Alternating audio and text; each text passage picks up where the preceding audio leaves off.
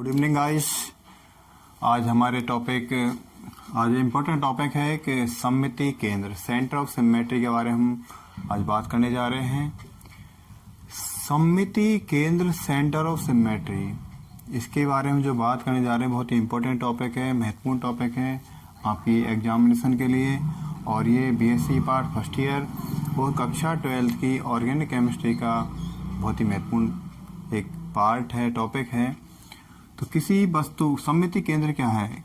कोई वस्तु देख लें, किसी वस्तु का वह काल्पनिक बिंदु जिस पर से एक सरल रेखा खींची जाए, खींचने पर उस बिंदु के दोनों तरफ मतलब आमने सामने स्थित समूह समान दूरी पर हो। क्या हो? दूरी समान हो।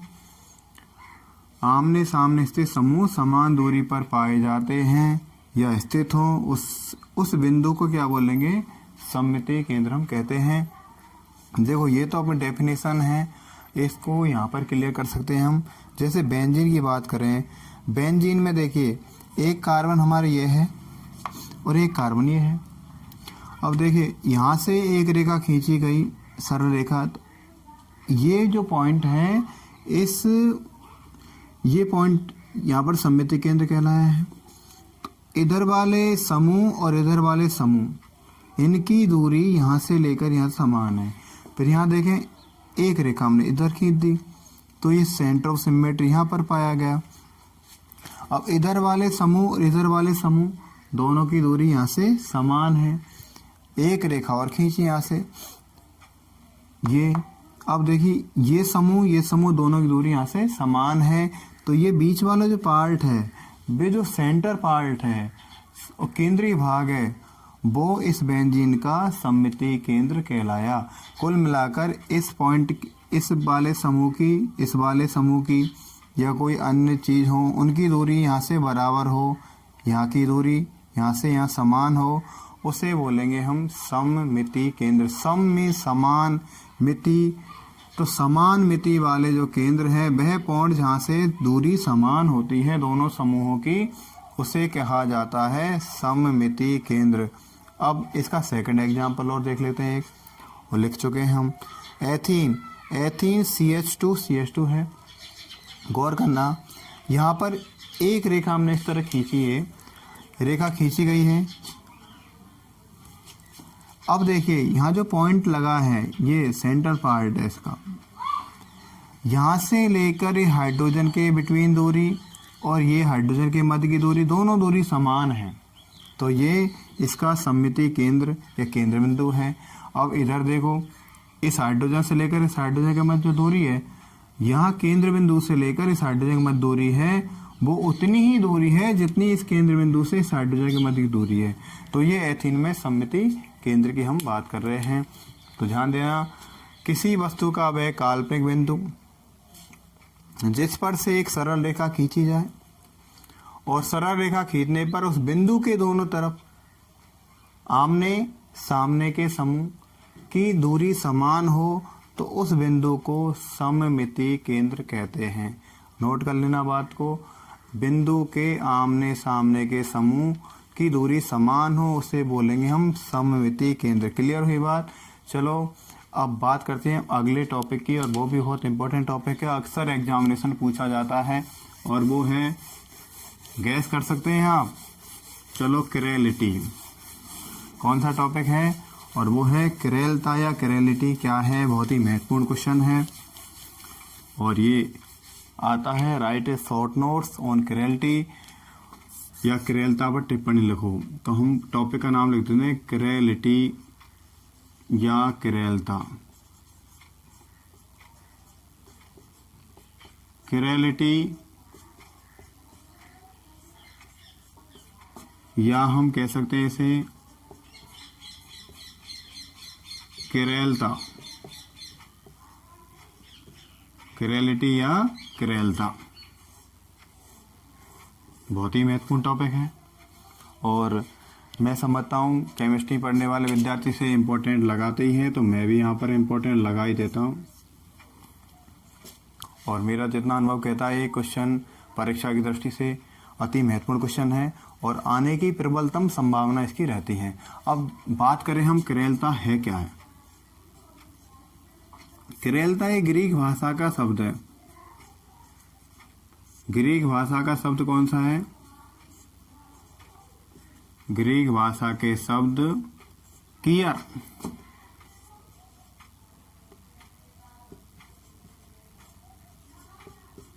कियर से बना है। ग्रीक भाषा के शब्द कियर से बना है। ग्रीक भाषा के शब्द कियर से बना है, जिसका हिंदी में अर्थ होता है हाथ। क्या होता है? हाथ। ये हमारे दोनों हाथ हैं, ध्यान देना, ये हाथ है दोनों। अब देखिए क्रेलता को मैं समझा रहा हूँ। होता क्या है, क्रेलता क्या है, हमारे दोनों हाथ, ये मैं बोल रहा हूँ, ये राइट हैंड है और ये लेफ्ट हैंड है। दोनों हाथ एक दूसरे के दर्पण प्रतिबिंब होते हैं। मतलब इसको देखेंगे हम दर्पण में तो हमें ये हाथ दाएं हाथ जैसा दिखाई देगा, और दाएं हाथ को दर्पण में देखा जाएगा तो ये बाएं हाथ जैसा दिखाई देगा। हमारे दोनों हाथ एक दूसरे के दर्पण प्रतिबिंब होते हैं। Our both hands are mirror image of each other. दोनों हाथ एक दूसरे के दर्पण प्रतिबिंब होते हैं, बट इन दोनों के दर्पण प्रतिबिंब को एक दूसरे पर अध्यारोपित नहीं कर सकते। मतलब एक दूसरे पर हम रख नहीं सकते। जैसे हमारे दोनों हाथ हैं, इसको देखने पर ये होगा, लेकिन हम दोनों के एक दूसरे पर अध्यारोपित नहीं कर पाएंगे। आप कहें साहब हम इसको इस तरह रख दें, ध्यान देना हम गलत तरीका यूज कर रहे हैं। क्यों?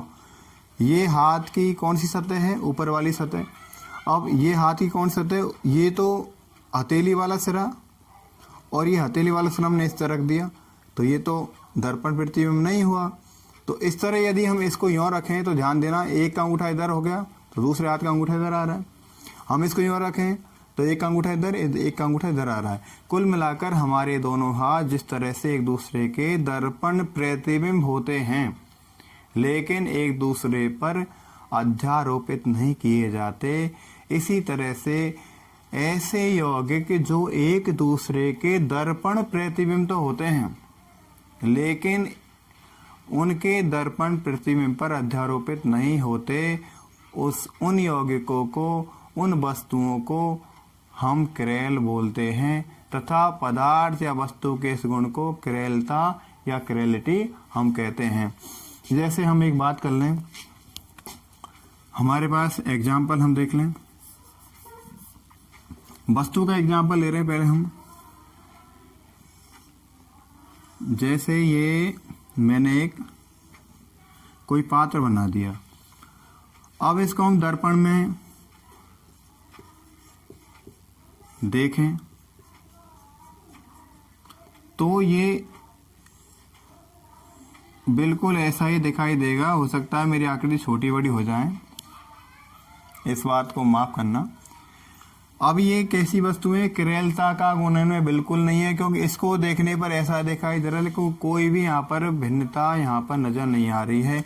यदि मैं इसको कप की शक्ल दे देता हूँ, इसको हमने कप बना दिया, तो अब ये कप वाला जो हत्था वाला भाग है, हैंड्स वाला भाग है, दाईं तरफ है, तो दर्पण में देखने पर किधर मिलेगा? ये जैसे इसका प्रतिबिंब ये दाईं तरफ था, ये किधर हो गया? बाईं तरफ। ध्यान देना, अब दोनों, ये जो कप है ये तो है एक कप, और ये दर्पण में इसका कौन दिखाई दे रहा? प्रतिबिंब दिखाई दे रहा। लेकिन हम देखें ये दोनों एक दूसरे के ऊपर अध्यारोपित नहीं हो सकते।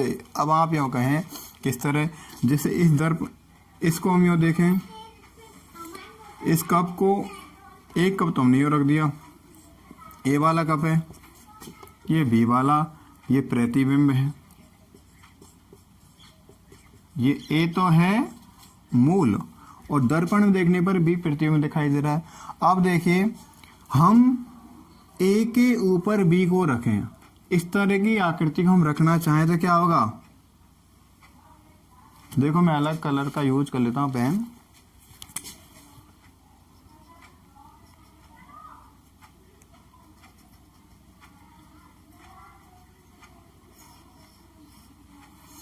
अब देखो ये जो ब्लैक कलर से यूज किया गया वो आप देखना ये था, इसका प्रतिबिंब मैंने रेड कलर का यूज किया है, दूसरे रंग का यूज किया है, उसमें देखना आप बी प्रतिबिंब है वो इधर है, इसका हत्था इधर है। क्या आप देखें आपको ऐसा लग रहा होगा एक कप बना दिया उसमें दोते लगा दिए गए हैं। कुल मिलाकर हम ये कहें ए वाले जो मूल था, जो वस्तु थी कप था, उसका हत्था इधर था दाईं तरफ, लेकिन प्रतिबिंब का हत्था किधर आया, बाईं तरफ आया। कुल मिलाकर दोनों के ये वस्तु इसका प्रतिबिंब दोनों एक दूसरे पर अध्यारोपित नहीं हो सकते, इसे हम बोलेंगे क्रेल। ये दोनों कौन हुए, क्रेल। और ये गुण कौन सा हुआ, क्रेलता या क्रेलिटी। तो ऐसे हम क्या लिख सकते हैं, ऐसे यौगिक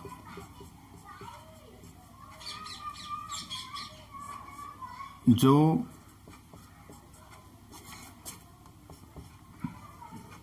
ऐसे यौगिक लिख सकते हैं, ऐसी वस्तु भी हो सकती हैं, ऐसी वस्तु जो एक दूसरे के दर्पण प्रतिबिंब, ध्यान देना दर्पण प्रतिबिंब, माइरर इमेज, एक दूसरे के दर्पण प्रतिबिंब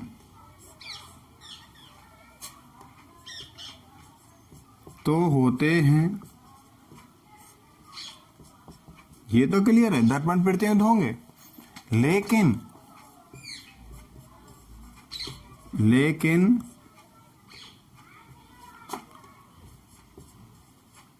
अध्यारोपित नहीं हो सकते, लेकिन अध्यारोपित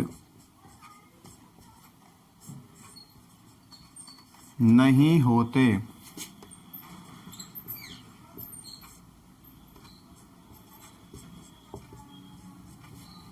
क्रेल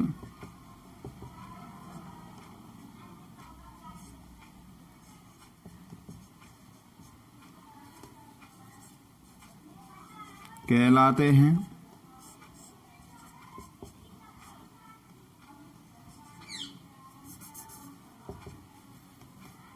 तथा इस गुण को क्रेलिटी या क्रेलता कहते हैं। इस गुण को क्या बोलेंगे, क्रेलिटी या क्रेलता कहते हैं। एक दूसरे के दर्पण प्रतिबिंब में तो होते हैं, लेकिन एक दूसरे पर सुपर इम्पोज या अध्यारोपित नहीं किए जा सकते, इन्हें हम क्रेल कहते हैं। क्योंकि मैंने यहाँ पर क्रेल ही क्यों बोला, अणु क्यों नहीं बोला, वस्तु क्यों नहीं बोला, क्यों वस्तु भी हो सकती है और यौगिक भी हो सकता है। यदि अणु की बात करें तो क्रेल अणु कहलाएंगे, और गुण की बात करें तो इसे हम क्रेलता या क्रेलिटी कहते हैं। एक दो एग्जाम्पल इसके और ले लेते हैं क्रेलता वाले। देखिए बहुत ही इंपॉर्टेंट टॉपिक है, और हम एक एग्जाम्पल लें।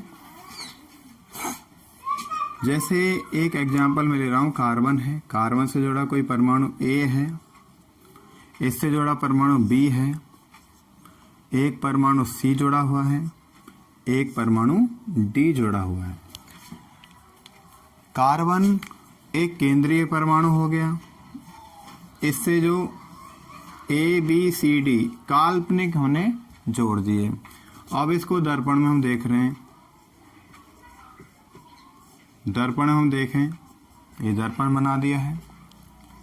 अब देखो जो ये कार्बन होता है ना, क्रेल कार्बन, उसे हम स्टार द्वारा दर्शाते हैं, उन्हें हम त्रिविम केंद्र कार्बन भी बोलते हैं। एक अलग से टॉपिक में इसको हम पढ़ाया जाएगा। हाँ, तो अब देखते हैं कार्बन के साथ दर्पण में देखा तो ए ऐसा कैसे रहा, सी में भी कोई बदलाव नहीं आया, सी पॉइंट में, और बी, अब गौर करना आप, बी वाला जो सिरा है वो किधर था, वो दाईं तरफ था, अब वो किधर हो गया, बाईं तरफ हो गया। बी इधर लिख देता हूं मैं, और डी दर्पण में इधर दिखाई देगा। अब गौर करना आप, क्या वास्तव में मैंने सही बनाया है चित्र, क्या वास्तव में दर्पण में इसी तरह का दिखाई देता है? यस, दर्पण में इसी तरह की इमेज हमें दिखाई देती है। अब आप देख सकते हैं कोई अणु है और कार्बन यहाँ पर केंद्रीय परमाणु है, कार्बन से जुड़े ABCD हैं जो अन्य परमाणु हैं। अब बात जो करी जाए वो यहाँ बात इस पर कर रहे हैं, आप इस पर फोकस कर लेना। देखिए मैंने अलग से इसको आइडेंटिफाई कर दिया है। इस कार्बन से जुड़ा B परमाणु और D परमाणु ने दर्पण प्रतिबिंब में एक दूसरे को चेंज कर लिया है एक तरह से, क्योंकि B यदि दाईं तरफ था इसमें तो दर्पण प्रतिबिंब B की तरफ दिखाई दे रहा है। B दाईं तरफ था, दर्पण प्रतिबिंब बाईं तरफ दिखाई दे रहा है। और यहाँ पर D बाईं तरफ था, दर्पण प्रतिबिंब में दाईं तरफ दिखाई दे रहा है। ये दोनों एक दूसरे के दर्पण प्रतिबिंब हो गए। लेकिन क्या इन्हें हम एक दूसरे पर अध्यारोपित कर सकते हैं? आंसर होगा बिल्कुल नहीं कर सकते। तो दोनों क्या है, एक दूसरे के किरेल अणु कहलाएंगे और इस गुण को किरेलता बोलेंगे। क्यों नहीं कर सकते? यदि हम इसको उठाकर मैं इसको ऐसे उठाऊं और यहाँ पर रख दूं तो क्या होगा, C के ऊपर C आ जाएगा, A के ऊपर A आ जाएगा और इस कार्बन के ऊपर कार्बन आ जाएगा। लेकिन अब D कहाँ पर रहेगा? D B के ऊपर रहेगा और B कहाँ रहेगा? D के ऊपर रहेगा। तो इस तरह एक दूसरे के दर्पण प्रतिबिंब तो हुए लेकिन एक दूसरे पर अध्यारोपित नहीं होते। अध्यारोपित नहीं होते तो ये क्या हो जाएंगे? किरेल अणु। क्या हो जाएंगे? किरेल अणु। क्या हो जाएंगे? किरेल मॉलिक्यूल या अणु। क्लियर हुई बात? चलो हम एक एग्जाम्पल और ले लेते हैं किरेलता वाला, और किरेलता वाले एक एग्जाम्पल हम देख लेते हैं। एक बहुत शानदार एग्जाम्पल है लैक्टिक अम्ल वाला। मिटा दो इसको। लैक्टिक अम्ल का और देख लेते हैं हम। लैक्टिक एसिड,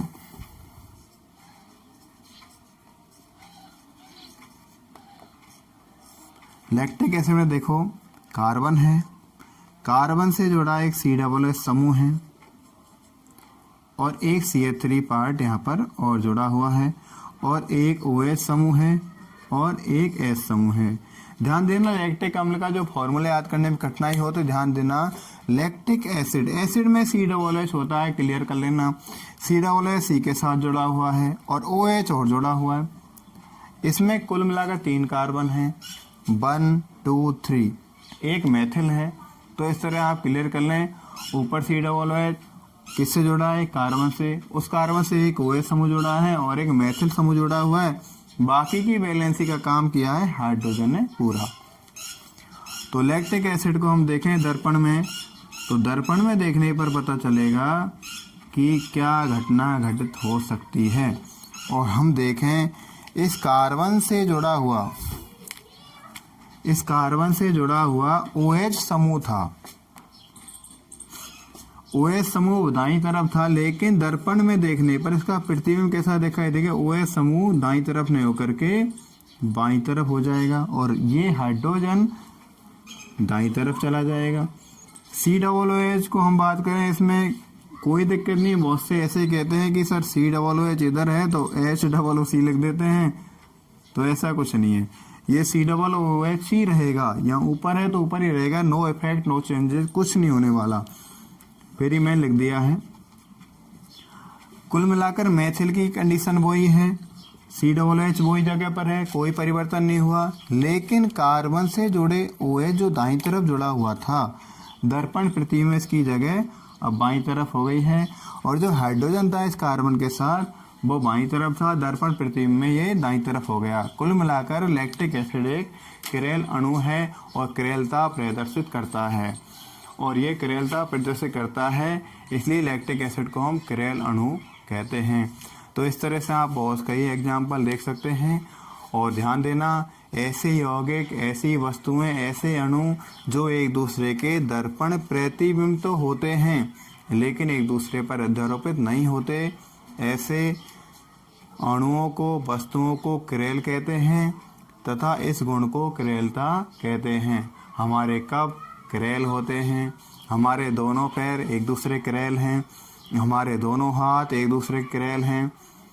जितनी भी वस्तुएं हैं जो प्रतिबिंब हैं और दर्पण प्रतिबिंब के ऊपर आधारित नहीं होती हैं, वो सारी वस्तुएं क्रेल कहलाती हैं और ऐसे सभी अणु क्रेल होते हैं।